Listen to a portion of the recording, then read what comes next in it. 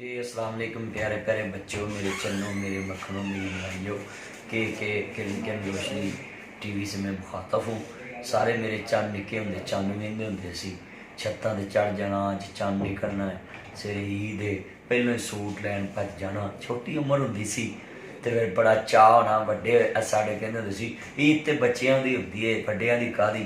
हुण असीं वड्डे हो गए, सानूं भी पता लग गया भी ईद बच्चियां दी हुंदी है, वड्डियां दी काहदी। मगर ऐरकी बच्चों ने धोखा होया है। चांद रात को बच्चे बड़ा रौला पाते सन मेहंदी ला दो, सन इंज कर दो, सवेरे ईद है, किन्नी ईद हो गए, ऐरकी बच्चे सौ गए। तो चढ़न वाले ने चंद 11:30 बजे रात के चंद चढ़ दिता। शामी जड़ा चंद नज़र थोड़ी देर आता है, इन्हों 11:30 बजे तक चंद नज़र नहीं आया। अल्लाह जानदा जिन्हें 11:30 बजे चंद चाढ़िया उन्होंने मिसाल इंजी है, माँ भी अन्नी, धी भी अन्नी, पुत भी अन्ना, अन्ना है जवाई। रब ने सानू पाग लाया, अगो नौ भी अन्नी आई। को हाल है, अल्लाह हदायत नसीब फरमाए।